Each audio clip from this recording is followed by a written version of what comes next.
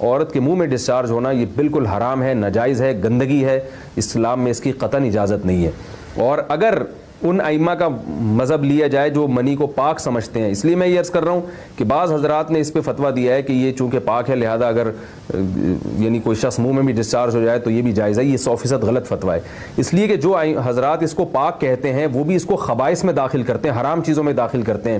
اس کا کھانا یا اس کا منہ میں ڈالنا وہ بھی جائز نہیں کہتے، تو اس لحاظ سے بھی یہ ناجائز ہے اور بہت ساری بیماریوں کا ذریعہ بھی ہے. دوسرا مسئلہ یہ ہے کہ اگر کوئی ڈسچارج نہیں ہوتا اورل سیکس کے ذریعے تو اس کا شرعی حکم کیا ہے؟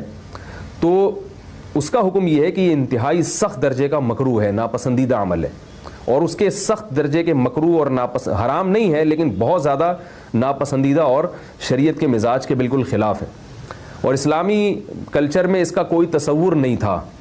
یہی وجہ ہے کہ فقہائے کرام کے ہاں اس چیز کا تذکرہ بہت ہی محدود پیمانے پر ملتا ہے. یہ اس کی علامت ہے کہ مسلمان معاشرہ اس چیز سے بالکل بھی واقف نہیں تھا کہ یہ کیا ہوتا ہے. تو یہ چیز غیروں سے آئی ہے، غیر مسلموں سے ہمارے معاشرے میں جو ان کی موویز دیکھ دیکھ کے، فحش فلمیں دیکھ دیکھ کے نوجوانوں میں اس چیز نے سرایت کیا. ورنہ یہ انسان طبی طور پر اس عمل سے بہت زیادہ نفرت کرتا ہے. کوئی بھی شریف الطبع آدمی ذہنی طور پر اس کے لیے تیار نہیں ہوگا.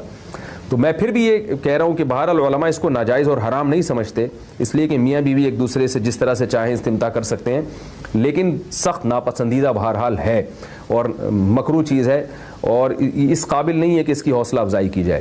یہ اس کے بارے میں ہے کہ جب یعنی جو ہے وہ ادخال کیا جائے اس فم کے اندر، اس جو ہے مرد اس میں باقاعدہ جو ہے وہ تلذذ حاصل کرے. اگر ایسا نہ ہو بلکہ باہر سے استمتاع کیا جائے، جیسے بعض جگہ ایسا ہوتا ہے کہ کیا نام ہے عورت کو اس چیز سے گھن آتی ہے کہ وہ اپنے منہ میں اس گندگی کو لے کر جائے، تو پھر بعض شوہر زوجہ کو مجبور کرتے ہیں کسنگ وغیرہ پر، تو یہ کم درجے کی کراہت ہے. یعنی یہ بھی ناپسندیدہ تو ہے مگر یہ اس درجے کا مکروہ، اس درجے کا ناپسندیدہ نہیں ہے. دوسری بات یہ کہ یہ جو میں نے پوری ڈیٹیل بیان کی ہے یہ اس صورت میں ہے اس کے مکروہ اور ناپسندیدہ ہونا کہ عورت اس کے لیے ذہنی طور پر آمادہ ہو. یہ بات خوب یاد رکھیں، اگر عورت کو اس عمل سے گھن آتی ہے تو پھر مرد بیوی کو اس کام پر مجبور ہرگز نہیں کر سکتا، کیونکہ یہ نکاح کے جو ایگریمنٹ ہے، مقتضیات ہیں، اس کے خلاف ہے. یعنی یہ اس میں داخل نہیں ہے. عورت اپنے آپ کو ہم بستری سے تو نہیں روک سکتی، مرد جب چاہے گا بیوی سے ہم بستری کر سکتا ہے، عورت کو اجازت نہیں ہے. لیکن خاص اس عمل سے عورت مرد کو روک سکتی ہے اگر وہ ذہنی طور پر اس کے لیے آمادہ نہیں ہے. یہ تو میں نے اورل سیکس سے متعلق کچھ فقہی احکام بیان کیے ہیں. دوسری بات یہ، اس کا بھی مسائل پوچھے جاتے ہیں کہ بعض مرد اپنی زوجہ کو مجبور کرتے ہیں غیر فطری طریقے سے ہم بستری کرنے پر، پچھلے راستے پر ہم بستری کرنے پر. تو یہ بات یاد رکھیں کہ ایسی صورت میں عورت پر اصل حکم یہی ہے کہ وہ ایسے مرد سے طلاق لے لے اور اس کو اپنے قریب نہ آنے دے.